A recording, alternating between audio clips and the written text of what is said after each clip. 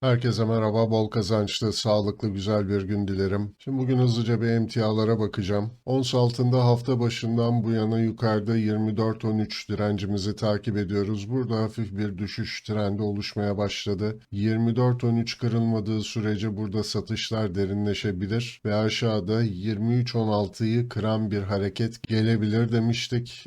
Bu satışları burada takip ettik. Sonrasında bakın gelen tepki tekrar bir önceki tepenin altında oluşmuş durumda şu an. Hatta şu tepe hareketi oluşurken bakın destek bölgesi şu an için direnç olarak çalışıyor. Dolayısıyla yukarıda 23.75, 23.70 önemli bir direnç bölgemiz. 23.75 üstünde hareketler görmediğimiz sürece burada satışların tekrar derinleşme ihtimali var. Yükselişlerin başladığını söyleyebilmemiz için de tekrar yukarıda 24.13'ün geçildiğini görmemiz gerekir. Eğer bugün için bu bölgeyi direnç olarak çalıştırıp tekrar buradan satışlar başlayacak olursa aşağıda 22.76 bir önceki dip bölgemiz çok önemli olacak. Bu destek korunduğu takdirde buradan tekrar bir dönüş gördüğümüz takdirde yatay bantta hareketi takip ederiz. 22.76'nın kırılması da bir altta 22.60-22.50'lere kadar satışların derinleştiği hatta bu bölgenin de kırıldığı bir süreci bize gösterecektir. Bu da daha uzun vadeli grafikten baktığımız zaman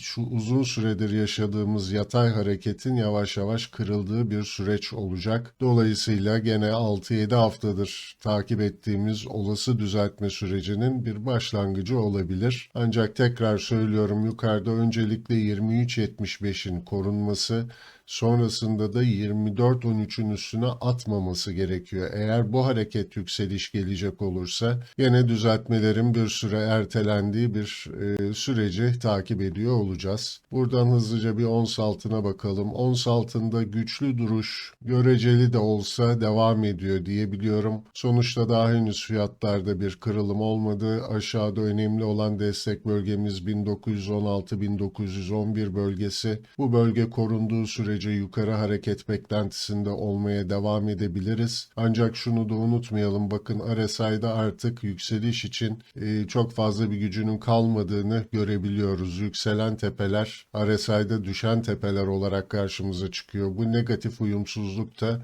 oldukça aslında bu ons altının ons gümüşe rağmen yükselmesinin zor olduğu bir süreci bize gösteriyor. Aynı zamanda bakın burada bir kama formasyonu da oluştu. Bu formasyonun aşağı yönlü kırılması normal şartlarda beklenir.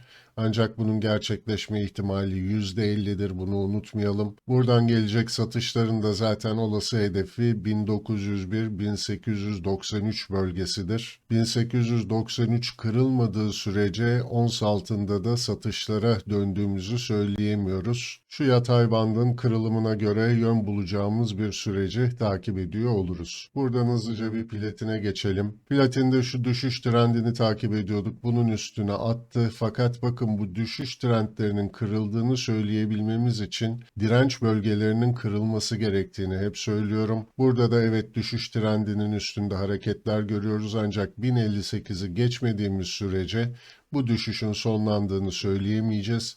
Yükselişlerin başladığını söyleyebilmemiz için de bir önceki tepe olan 1074'ün kırıldığını görmemiz gerekir.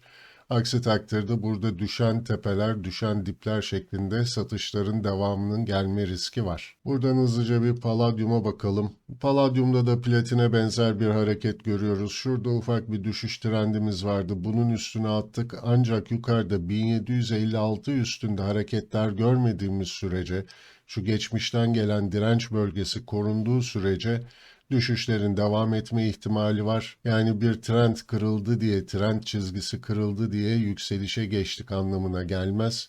Burada yatay banttaki hareketi takip ederiz. Yükselişler için yukarıda iki seviyeyi takip edeceğiz. İlki bakın şu son düşüşün başladığı tepe bölge 1776.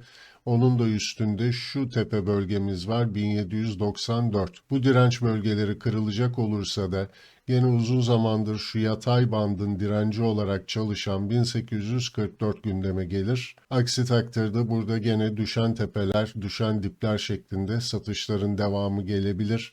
Dün sadece şu yükseliş geldi diye, alımlar geldi diye burada yükselişe döndük anlamına gelmiyor. dikkatli olmamız gerektiğini düşünüyorum. Dirençler kırıldıkça alım yapmak çok daha sağlıklı sonuç verecektir. Burada da en kritik seviye 1844 olacak. Şimdi buradan hızlıca bir gramlara geçelim.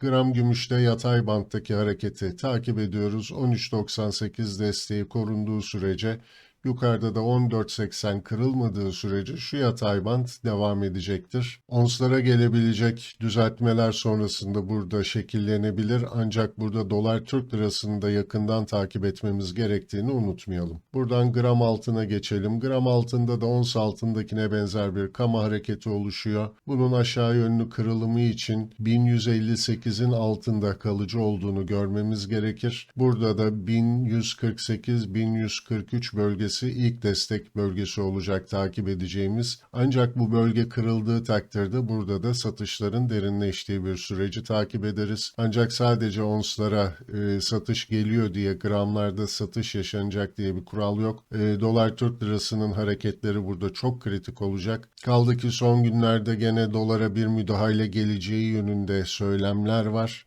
Eğer böyle bir müdahale gelecek olursa gramlarda bir miktar daha satışların bu sefer derinleştiği bir süreci takip edebiliriz. Dolar Türk lirasını çok yakından takip etmemiz gerekiyor gün içi. Yani teknik olarak dolar Türk lirasında aslında söyleyecek çok fazla bir şey yok. Şöyle dolar Türk lirası grafiğine de baktığımız zaman aslında sürekli bakın bir önceki üst bantta yeni bir aralık oluşturuyor kendine ve bu bölgeye yerleştiriyorlar şu an için.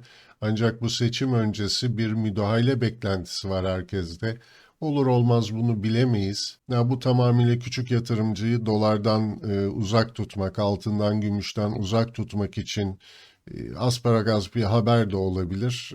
Yakından takip edeceğiz. Yapabileceğimiz bir şey yok. Sonuçta bu kararları alacak ve bu müdahaleleri yapacak kişilerin aklından şu an ne geçtiğini veya ne gibi oyunlar planladıklarını biz öngöremeyiz. Ancak şunu biliyorum ki seçimden sonra seçilen her kim olursa olsun dolarda da altında gümüşte de dolayısıyla çok ciddi yukarı yönlü hareketler olacaktır. Evet, kısaca emtialardan da bugünlük bu kadar diyelim. Tekrar görüşmek üzere, hoşça kalın.